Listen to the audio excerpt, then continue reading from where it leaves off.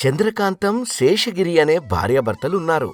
శేషగిరి అరెకరంలో పూల తోటలను పండించి అమ్ముతూ ఉండేవాడు. దానిని నర్సరీగా మార్చుకున్నాడు వాళ్ళ అబ్బాయి గణేష్. ఇక కోడలు మాధవి చాలా సాత్వికంగా ఉంటుంది, మర్యాదస్తురాలు కూడాను.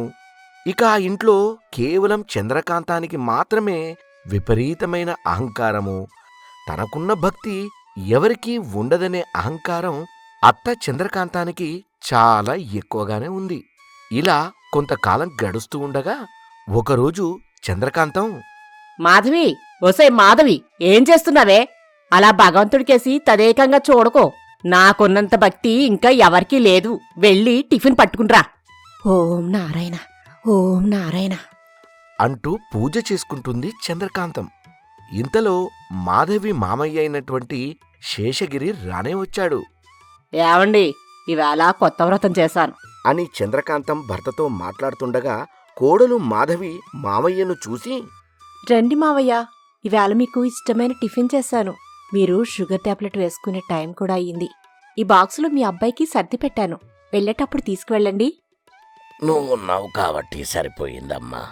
లేకపోతే ఈ అత్తగారు పూజలంటూ నాకు తిండి కూడా సరిగ్గా పెట్టేదే కాదు.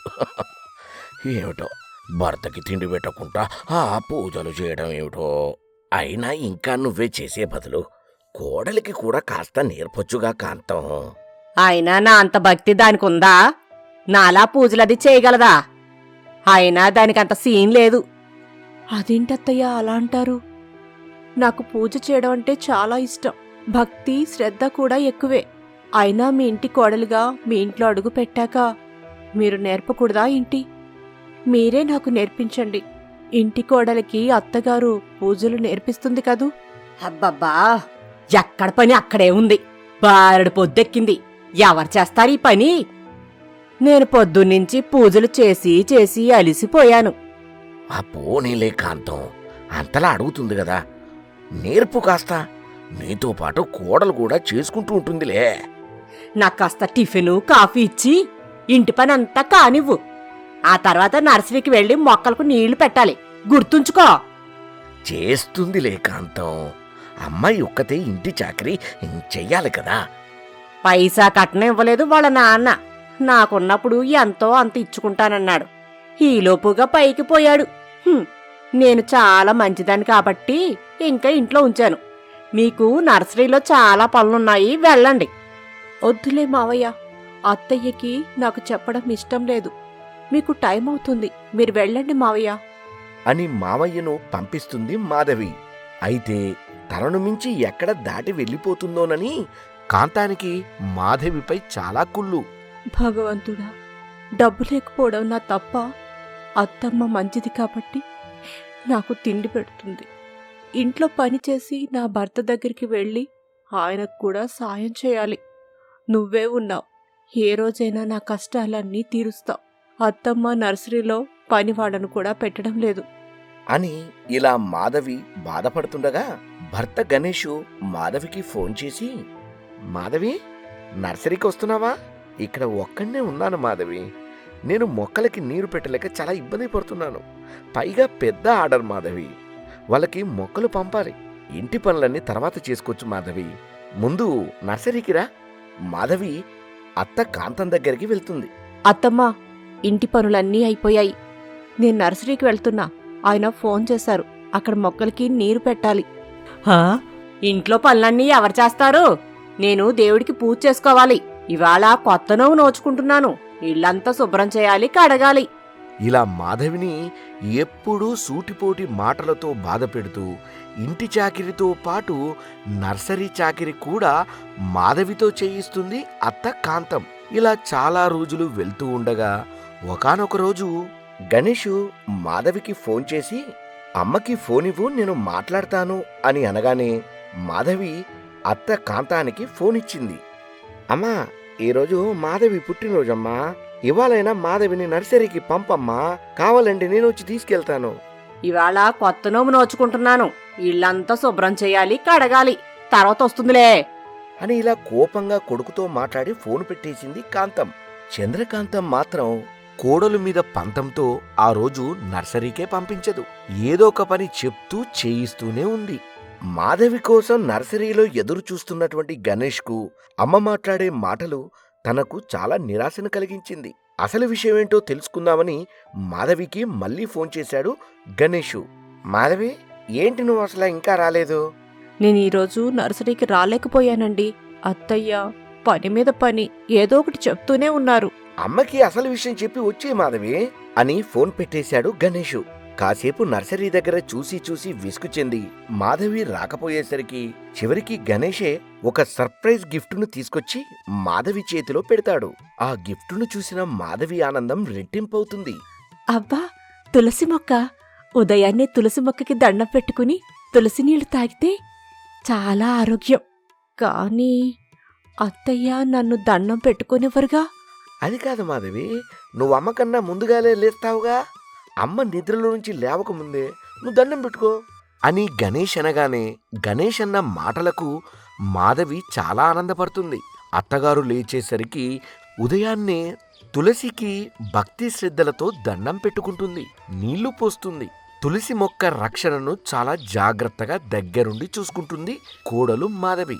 ఒకరోజు చంద్రకాంతం అది చూసి, ఏదో మొక్కకి దండం పెట్టినంత మాత్రాన ఏమైపోతుంది అని అక్కడి నుంచి మూతీర్చుకుంటూ వెళ్ళిపోతుంది కాంతం.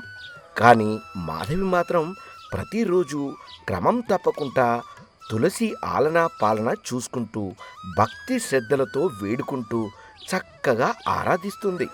ఒకరోజు మాధవి తులసి మొక్కకు దండం పెట్టుకుంటుంటే, అమ్మా మాధవి, నేనమ్మా తులసిమాతను. నువ్వు చాలా భక్తితో నాకు మొక్కుతున్నావు. నీకున్న కష్టాలన్నీ తీరిపోతాయి. నాతో ఎవరబ్బా మాట్లాడారు? ఇక్కడెవరూ లేరు కదా. అని అనుకుని కళ్ళు తెరిచి చుట్టూరా చూస్తుంది.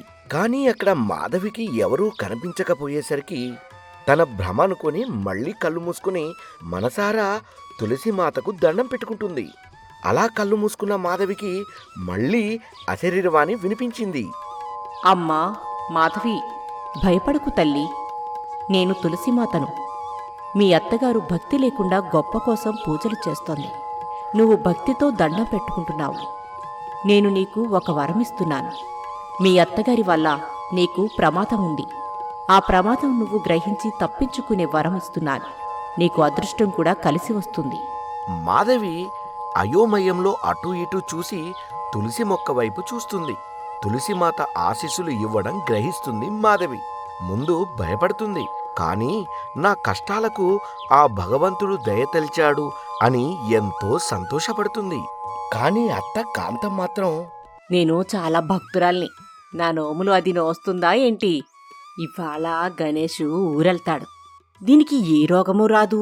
దీనికి ఏ నడుమో విరగ్గొట్టి పెట్టాలి. దీనివల్ల పైసా ఉపయోగం లేదు నాకు.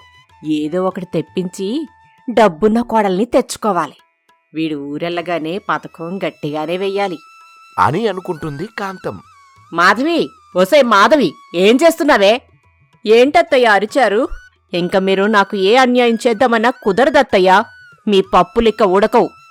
మాధవి మాటలకు అత్తగారు షాక్ అవుతారు. ఏంటి అలా మాట్లాడుతున్నావు? నోరు లేస్తోంది. దెయ్యం పట్టిందా? నీకు దెయ్యాన్ని నేను వదిలిస్తా ఉండు. అయినా ఏంటే, నువ్వు నూనెలో జారిపడలేదా? అంటూ వంటింట్లోకి వెళ్లి పెనం మీద అట్లకడ కాల్చి వస్తుండగా కోడలు జారిపడాలని పోసిన నూనెలో తనే కాలేసి జారిపడింది అత్త కాంతం. అయ్యయ్యో అత్తయ్య, మీరే పడ్డారా? మనం ఒకరికి చెడు చేద్దామనుకుంటే ఆ దేవుడు వాళ్లకే తిప్పికొడతాడత్తయ్యా. మంచికి పూజ చేయాలి కాని చెడుకి కాదు అంటూ అత్తగారిని మంచం మీద పడుకోబెట్టింది. ఈలోపు మామయ్య శేషగిరి, భర్త గణేషు అక్కడికి వచ్చారు. మామయ్య శేషగిరి మాట్లాడుతూ మాధవితో, అమ్మా మాధవి, నువ్వు అదృష్టవంతురాలివనే చెప్పాలి. చూడమ్మా మాధవి, నీకు రావాల్సిన ఆస్తి ధర్మంగా నీ చేతికందింది. మొత్తానికి నెగ్గావు తల్లి. ఇదిగో అంటూ కోర్టు నుంచి వచ్చినటువంటి పట్టా కాగితాలను కోడలు మాధవి చేతిలో పెట్టాడు మామయ్య శేషగిరి. శేషగిరి ఇచ్చిన పట్టా కాగితాలను తీసుకుంటూ మాధవి ఎంతో ఆనందపడుతూ, అవునా మావయ్య, ఆస్తి వాటా నాకు దక్కిందా? అంతా మీ దయ వల్లే మావయ్య. ఎన్నాళ్ల నుంచో రావాల్సింది, ఇప్పటికొచ్చింది. అంటూ చాలా సంతోషించింది మాధవి. తన కష్టాలన్నీ తీరిపోయాయి అని మనసులో పొంగిపోతుంది. ఆస్తి మాధవి చేతికి అందగానే కాంతం మాటలే మారిపోయాయి. హా, ఆస్తొచ్చిందా? అమ్మా మాధవి, ఇలా రా అమ్మా, నా పక్కన కూర్చో. ఎంతసేపటి నుంచి అలా నుంచుంటా చెప్పు? కాళ్ళు నొప్పులు పడతాయి. రా అమ్మా. ఏంటో, ఇలా రా అమ్మా, నా పక్కన కూర్చో. దా తల్లి. హా, వద్దులే అమ్మా, మాధవి ఇప్పటి వరకు నీతో పడిన కష్టాలు చాలమ్మా. నీతో మాధవి వేగలేదమ్మా. ఇంకంతేకాదు, మాధవికి నీతో కష్టాలు పడే అవసరమే లేదమ్మా. నువ్వొక్కదానివే ఈ ఆస్తినంతా అనుభవించమ్మా. ఇక నుంచి మాధవి నేను వేరే ఇల్లు తీసుకుని ఉంటామమ్మా. వద్దండి. నాకు అత్తయ్యలా డబ్బాస అస్సలు లేదు. డబ్బుంటే ఒకలాగా, లేకపోతే ఒకలాగా ప్రవర్తించడం రాదు. మావయ్య వల్లనే నాకు రావాల్సిన ఆస్తి నాకు దక్కింది. నేనిక్కడే ఉంటాను. పైగా అత్తయ్య మనసు మారింది. నాకదే చాలు. కోడలి మాటలు విన్న కాంతం ఒకంత బాధపడింది. పశ్చాత్తాపంతో కుమిలిపోసాగింది. ఇక ఆ రోజు నుంచి కాంతం ఇంటి పెత్తనాన్నంతా కోడలు మాధవి చేతిలో పెట్టేసింది. అయితే ఇంత సహాయం చేసిన తులసిని మాత్రం కోడలు మాధవి మర్చిపోలేదు. చూశారు కదూ, మన మనసు మంచిదైతే మనకు అన్నీ మంచే జరుగుతాయి. అలాగే ఒకరికి కీడు చేయాలని చూస్తే అది మనకే తిరిగి కొడుతుందని అత్త చంద్రకాంతం ప్రవర్తన మనకు ఈ కథలో చెప్పకనే చెబుతుంది. చూశారు కదూ, ఇదండి అత్తా కోడళ్ళు తులసికోట కథ. వచ్చే వారం మరొక కొత్త కథతో మళ్ళీ మీ ముందుంటుంది మన కార్టూన్ టాకీస్. అన్నట్టు మన కార్టూన్ టాకీస్ని సబ్స్క్రైబ్ చేసుకున్నారు కదూ? చేసుకోకపోతే వెంటనే చేసుకోండి. పక్కనున్న గంట సింబల్ని కూడా కొట్టండి. లైక్ చేయండి, షేర్ చేయండి, కామెంట్ చేయండి.